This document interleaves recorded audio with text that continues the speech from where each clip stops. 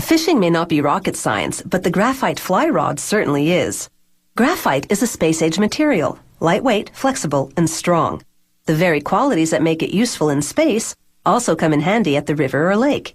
It explains why graphite fly rods are now mainstream in the fishing world.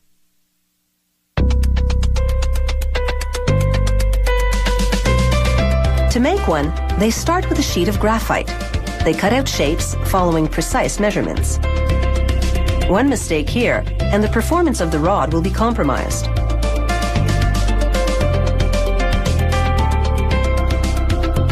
This will be a 3-piece rod with a butt piece, midsection, and tip. They place a shape on a tapered steel mandrel and peel away the paper backing.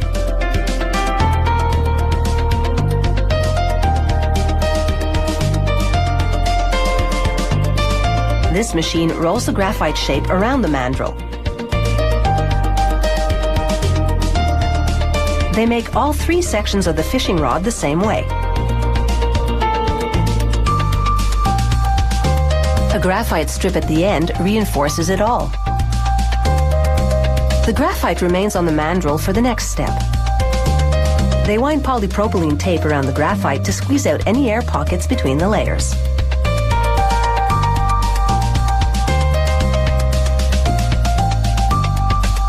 Then it's into the oven to cook at 125 degrees Celsius for an hour and a half. The tape won't melt, but resins in the graphite will, baking the rolled layers together.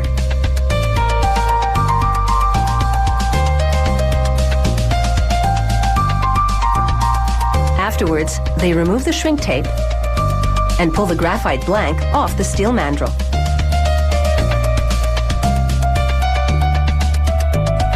Then, the rod blanks go for a dip in a special finish which turns it a deep blue.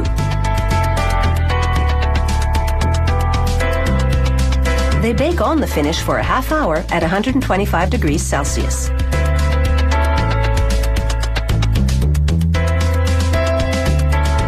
Afterwards, they measure the rod sections and cut them to size, so they all fit together.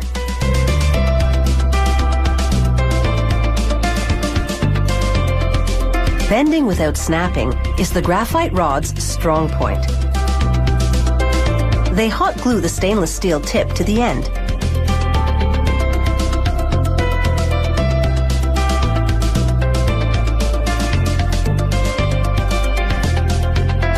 Then they piece together the retainer for the fishing reel.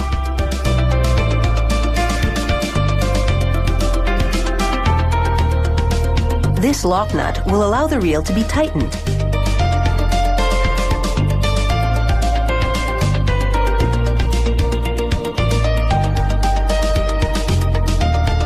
The butt plug will keep everything from sliding off.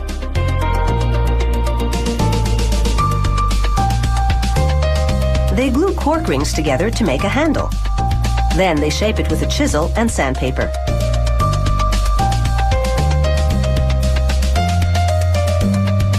The line guides go on next. They keep things from getting into a tangle.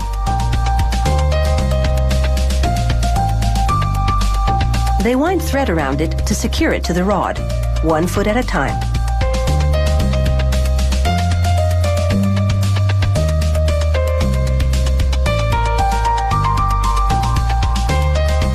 A final step ensures the handiwork doesn't unravel.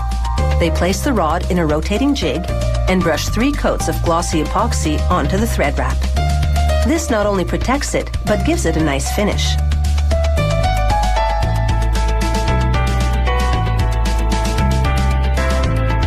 Now they slide a metal foot into a groove on the reel retainer, and it's ready for the reel to be attached.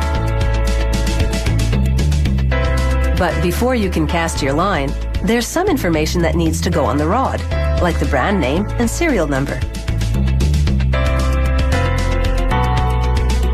A final inspection, and it's almost time to test the waters. The reel snaps into place, and it's easily adjusted with the lock nut. The rest is a matter of bait and fate.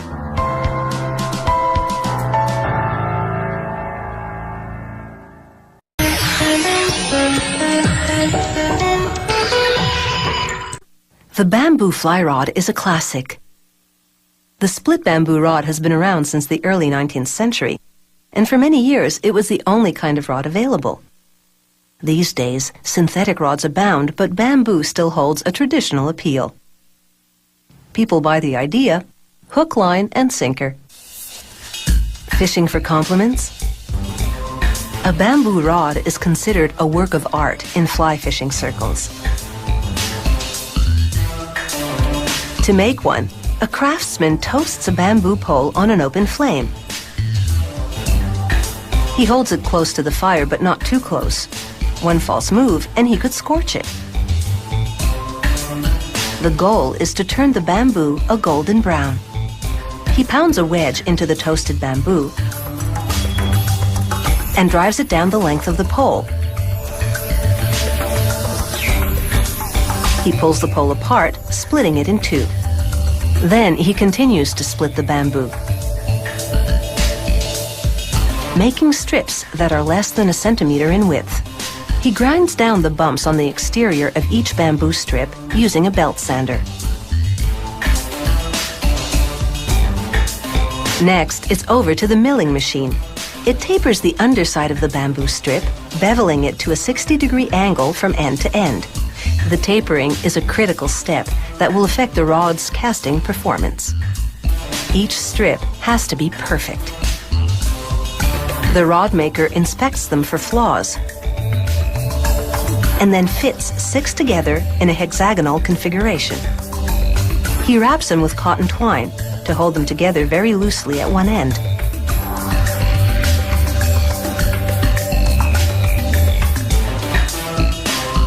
Then he dips the bamboo strips in a tank of thermosetting glue. He feeds them to a twining machine, which binds the strips tightly together. It's a temporary wrap, a kind of clamp, to hold the pieces together while the glue dries. The pieces are now laminated into one, but the result is never perfectly straight. So the rod maker heats it over an open flame. The heat softens the bamboo so it can smooth out the kinks. Next, he glues ferrules made from nickel silver onto the laminated bamboo pieces. This tubing will be used to connect the tip and butt pieces of the rod.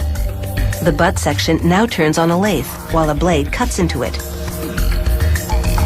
It's slimming down sections to accommodate the handle and reel seat. He slips on the walnut reel seat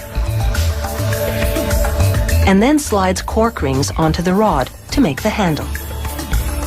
He glues each ring. It takes 12 to 14 to make a handle for the typical bamboo rod. It will allow for a soft, non-slip grip. Once the glue hardens, he shapes the cork on a lathe.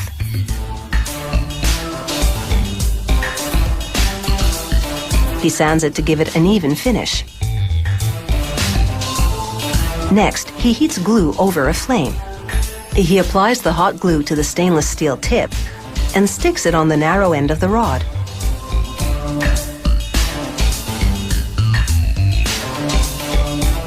With black India ink, he inscribes the model and serial number onto the rod.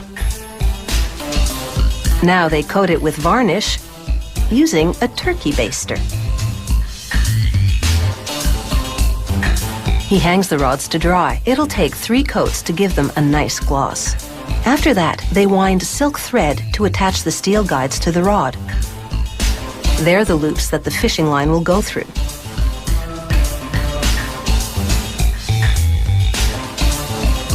They brush 3 coats of varnish onto the string. This solidifies the wrap. And fuses it to the rod. They slide a ring onto the reel seat. It provides a little separation from the cork grip. They fit the butt and tip pieces of the bamboo rod together and do a final inspection. It has taken 40 hours to make this bamboo fly rod. But it shouldn't take you that long to catch the big one.